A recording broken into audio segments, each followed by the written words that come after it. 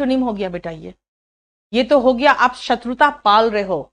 बरी the hatchet में मतलब हो गया शत्रुता खत्म हो गया। Tabrez.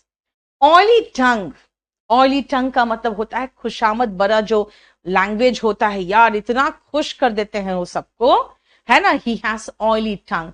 Many of the Indians had oily tongue and so the British used to reward them. British उनको इनाम देते थे क्योंकि वो जाके खुशामद करते थे। खुशामद करना होता है, जो करते हैं उनका ऑयली टंग होता है। कहते हैं he has oily tongue. Oily tongue का मतलब हो गया कि खुशामद जो करने वाले व्यक्ति होते हैं ना, उसको ऑयली टंग कहते हैं। नेक्स्ट आओ, ऑन वंस गार्ड। देखो कोरोना चल रहा है, you should be on your guard. Corona चल रहा है, मैंने कहा you should be on your guard. इसका मतलब सावधान या सचेत रहना, विजिलेंट, कॉशियस रहना। टू बी विजिलेंट, मैंने क्या कहा? During corona we should be on our guard, we should be cautious, we should be vigilant. हो गया बेटा? पीडीएफ इसका चाहिए, बुक नहीं खरीदे हो? चलो एक काम करो, आप केडी लाइव जितना पढ़ाऊंगी उसमें डालते चले जाऊंगी। एक टेलीग्राम चैनल है,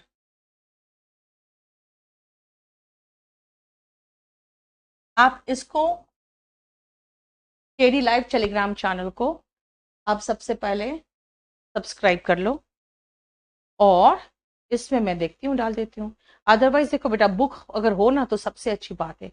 वॉल्यूम 1 बेटा रामवान है, किसी भी एग्जाम के लिए वो होना चाहिए, ठीक है।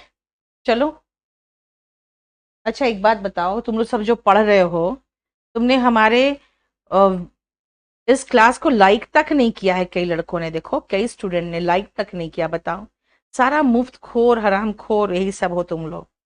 बताओ, बोलो, शर्म नहीं आती तुम लोग को? बिना मतलब वीडियो लाइक तक नहीं कर रहे हैं। यस, करना शुरू कर दिया। चलो बेटा, ये इंग्लिश स्पेशल तुम लोग जो बार बार पूछ रहे हो कौन सा बैच ले लो, ठीक है। इंग्लिश 18 है।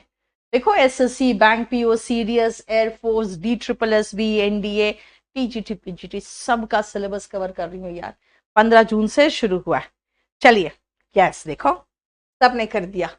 अब आओ नेक्स्ट पेज में, ऑन वंस लास्ट लेग। यार आखिरी, जैसे कहते हैं कब्र में पैर लटकाना, खत्म होने की स्थिति में कब्र में पैर लटकाना।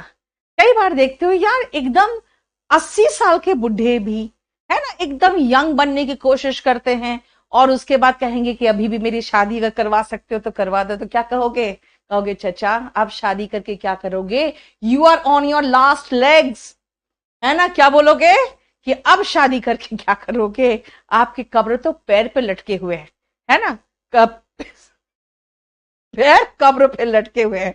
नहीं, उल्टा बोल दिया मैंने, आपके पैर कब्र में लटके हुए हैं। तो क्या कहोगे? You are on your last legs. Clear? Next आओ, once for all.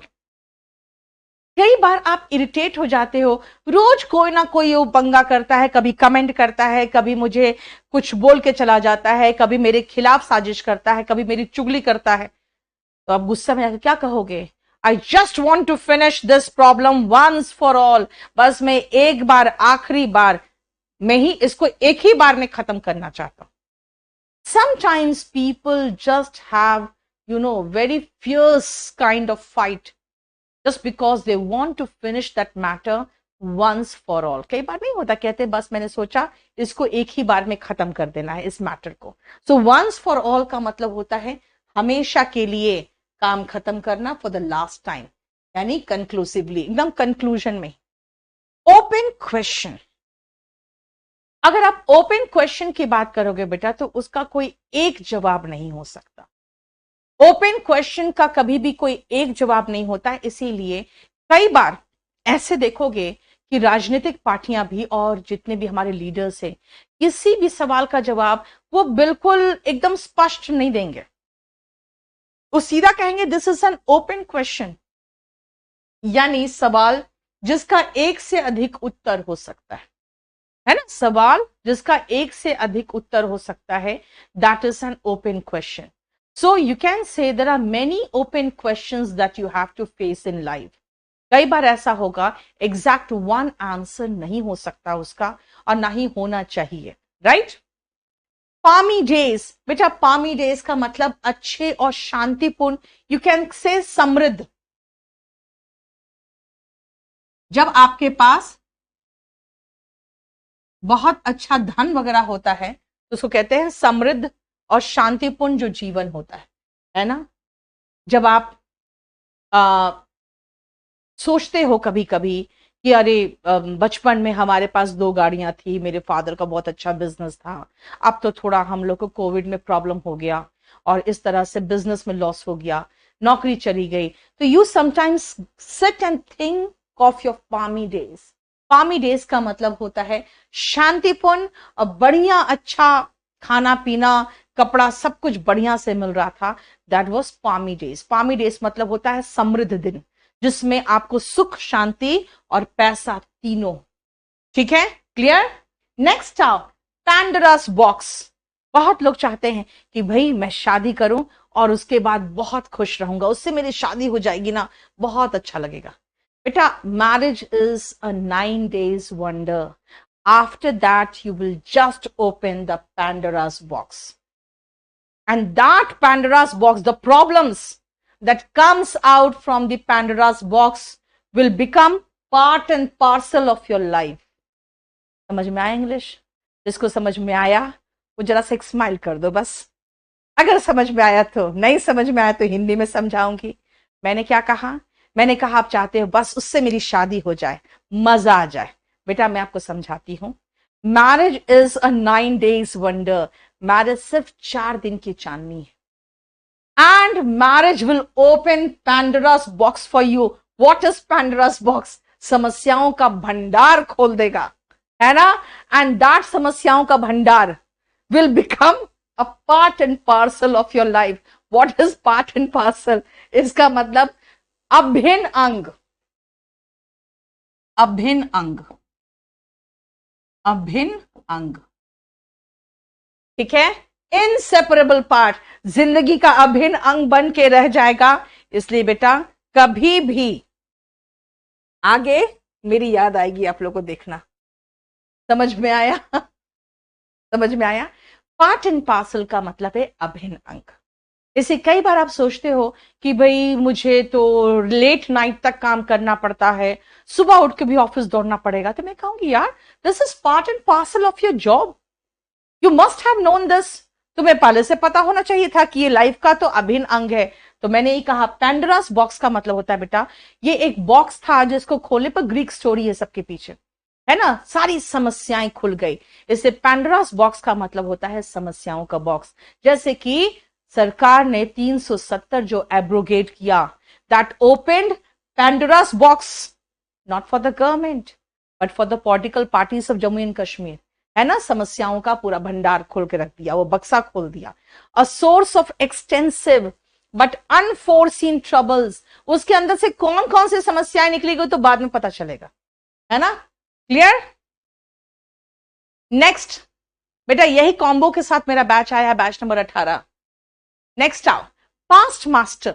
What is past master? Master हो, बहुत पढ़ लिया आपने, बहुत कुछ सीख लिया, आप मास्टर बन गए.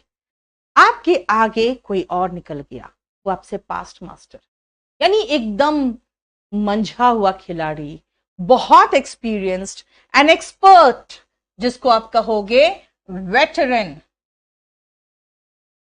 ठीक है, पास्ट मास्टर होता है एक्सपीरियंस्ड, जो बिल्कुल एकदम मंझा हुआ है. जैसे अगर मैं क्रिकेट के फील्ड की बात करूं, Sachin is a past master. अगर मैं बॉलीवुड की बात करूं तो Amitabh Bachchan is a past master, यानी कि उसमें जो सबसे एकदम मास्टर होता है वो पास्ट मास्टर होता है. ठीक है, नेक्स्ट आओ, पे द पाइपर. आप स्टोरी पढ़े हो पाइड पाइपर ऑफ हैमलिन? जल्दी बताओ तो, किसी ने स्टोरी पढ़ा है? अगर आप अच्छे स्कूल में पढ़े हो या आप फेरी टेल्स पढ़ते हो तो आप पाइड पाइपर ऑफ हैमलिन जानते हो कि क्या है. सुनो, पाइड पाइपर ऑफ हैमलिन एक स्टोरी है जिसमें एक ऐसा देश था जिसमें इतने चूहे हो गए कि वो चूहों ने पूरा पूरा मतलब सत्यानाश करके रख दिया उस पूरे देश का। और वहां का जो मेयर था, मतलब देश का, राज्य का, वहां का जो मेयर था वो बिल्कुल पागल हो गया क्योंकि लोगों ने इतना कंप्लेन करना शुरू किया। तो क्या हुआ, इसलिए चलो मैं कहानी सुना दे रही हूँ, पाइड पाइपर ऑफ हैमलिन की कहानी। बेटा ये मेरे स्टोरी बुक में भी है, और स्पोकन बुक में मैंने इसलिए स्टोरीज डाला ताकि वो पढ़ो, मजेदार स्टोरीज दिया है मैंने, वर्ल्ड फेमस स्टोरीज दिया उसमें मैंने, आसान इंग्लिश में। क्रेडिट मैंने दिया है ऑथर्स को ही, लेकिन आसान इंग्लिश में पेश किया उनको। तो क्या हुआ, वहां पे बिल्ली पाली जाती तो बिल्ली भी आतंक करते, और इतने चूहे थे कि बिल्लियां नहीं खत्म कर सकती, तो बहुत हंगामा हुआ वहां पे। तो लोगों ने कहा किसी तरह से हटाओ, नहीं तो आपको हम लोग सत्ता से हटा देंगे। तो उन्होंने क्या किया, इनाम घोषणा कर दी कि हम $5,000 देंगे। ठीक है, $5,000 देंगे और ये सारा जो हटा देगा। उसी में एक पाइड पाइपर आया, वो एक पाइपर बजा रहा था। ठीक है, तो एक जैसे बांसुरी की तरह ही पाइप बजा रहा था वो। उसने कहा कि मैं सारा चूहा हटा दूंगा, मुझे आप $5,000 दे देना। उसने कहा डन। वो क्या किया, अपना पाइप निकाला और बजाना शुरू किया, और बजाते हुए पूरे रास्ते में चलता गया। उसके पीछे पीछे सारे चूहे जैसे लगा कि मंत्र मुग्ध होके एकदम बेहोशी की अवस्था में, जिसको कहते हैं ना बिल्कुल किसी तरह का जादू कर दिया हो, सब उसके पीछे पीछे चले गए। अब उसने क्या किया, जब वो चला गया, वो जाके नदी के पास गया, सब चूहा उसके पीछे पीछे गया, और सब लोग सारे चूहा नदी में कूद के मर गया। वापस आया ये पाइपर, देखो यहीं पर आया है, पे द पाइपर, कैसे, ध्यान से सुनना। वो जब वापस आया और उसने कहा मेयर को पैसे, तो मेयर ने कहा बस इतने से काम के लिए तुम $5,000 तुम्हें दूं, ये लो पकड़ो $50। उसने $50 दिया, उसने वही $50 छोड़ दिया, और छोड़ के वो निकला निकला फिर उसने फिर से अपना पाइप निकाला, बजाना शुरू किया। इस बार जब उसने पाइप अपना बजाया तो पूरे के पूरे शहर के सारे बच्चे घर से निकल आए और सब उसके पीछे पीछे चले गए।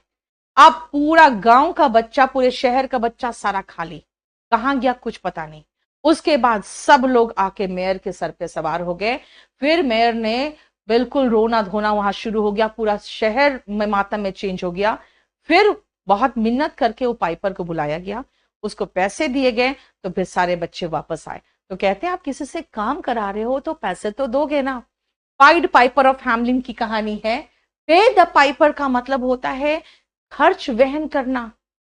If you want to get the work done you will have to pay the piper. भाई आप कह रहे हो इसमें हमें बहुत सुंदर सा सीनरी चाहिए इस दीवार पे, और अच्छे किसी पेंटर का, you will have to pay the Piper. इसका मतलब आपको खर्च तो वहन करना पड़ेगा ना। सो पाइड पाइपर ऑफ हैमलिन की कहानी आप कभी चाहो तो आप इसको नेट में भी सर्च मार सकते हो। बहुत अच्छी कहानी है पाइड पाइपर ऑफ हैमलिन। मैं हमेशा सजेस्ट करूंगी बेटा आप लोगों को इंग्लिश सही करनी है तो स्पोकन पे ध्यान दो पहले।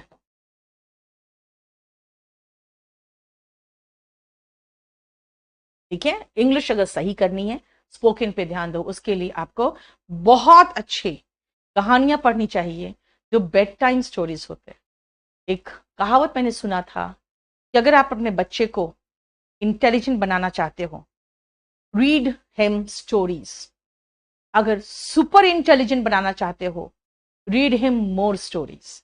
क्योंकि जब हम लोग बचपन में हम लोग इस तरह की कहानियां सुनते थे ना या पढ़ते थे, तो हम लोग उसी में खो जाते थे। ठीक है, क्योंकि बहुत सुंदर सुंदर पेज में, कलर्ड पेजेस में होता था, पतली पतली किताबें होती थी, है ना। ये सारे फेरी टेल्स है, प्लीज रीड करो। नेक्स्ट आओ, पे थ्रू हिज नोज नहीं वंस नोज कर दो, क्योंकि जहां पर भी वंस उसका मतलब होता है अकॉर्डिंग टू रिक्वायरमेंट हम चेंज कर लेते हैं, है ना। आप कहोगे मैम ये घर कितने का पड़ा, मैं कहूंगी आई हैड टू पे through my nose for this house.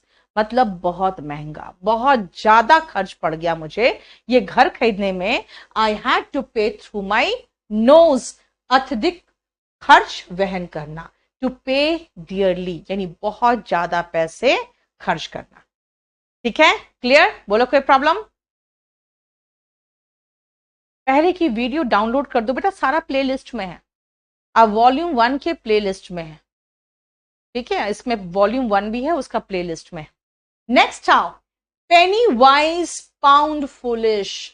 Penney wise pound foolish का मतलब पेनी से छोटे छोटे पैसे और पाउंड मतलब बड़ा पैसा, यानी छोटी छोटी चीजों में तो आप वाइजली काम करते हो, अब बड़ा काम में मूर्खता कर जाते हो।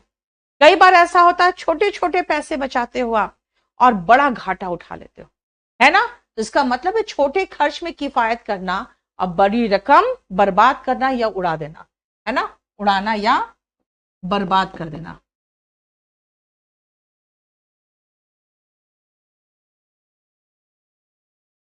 Right, sometimes our governments, many times the state and the central governments are penny wise and pound foolish। छोटी छोटी चीजों पे पैसे बचाने की कोशिश करते हैं और फिर क्या होता है, बड़ा बड़ा चीजों में हमारा बहुत करोड़ों का घाटा होता है सरकार का, वो तो फिर खत्म। पिक अप द गॉन्टलेट का मतलब क्या होता है बेटा, याद रखना ही कैसे बना, ध्यान से सुनो। पहले जमाने में जब राजा लोग जाते थे लड़ाई उड़ाई पे, तो वो लोहे का एक पूरा ग्लव्स पहन के जाते थे, लोहे की ग्लव्स पहनते थे, क्योंकि नजदीक कोई आएगा तलवार चलाएगा तो हाथ ही कट जाएगा, है ना। तो वो तलवार से जब लड़ते थे तो इस तरह के बिल्कुल दस्ताने टाइप के होते थे, वो पहनते थे। लेकिन जब बहुत नजदीक दुश्मन आ गया तो अब राजा उससे लड़ नहीं सकता, क्यों, क्योंकि उनका तलवार वगैरह हो सकता टूट गया या फेंका गया हो या बहुत नजदीक आ गया दुश्मन। तो वो क्या करता था, उसे पता होता था कि दुश्मन बहुत जब नजदीक होते हैं ना बेटा, तो द्वंद्व युद्ध किया जाता है। द्वंद्व युद्ध करने के लिए हाथ आपका खुला होना चाहिए। तब वो ऐसे करके जब अपना फेंकता था, गॉन्टलेट, उसको गॉन्टलेट कहते हैं, फेंकता था, तो इसका मतलब होता था कि भाई अब आ जाओ, द्वंद्व युद्ध का न्योता होता था।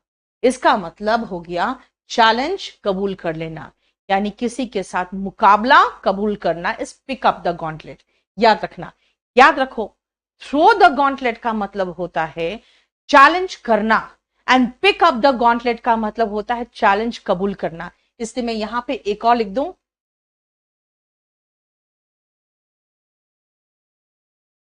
अच्छा पीक के वाइज चल रहा है ना, तो यहीं पे समझ जाना, थ्रो डाउन द गॉन्टलेट, क्योंकि वो अपने गॉन्टलेट को फेंकता था, है ना। इसका मतलब होता था कि चैलेंज करना,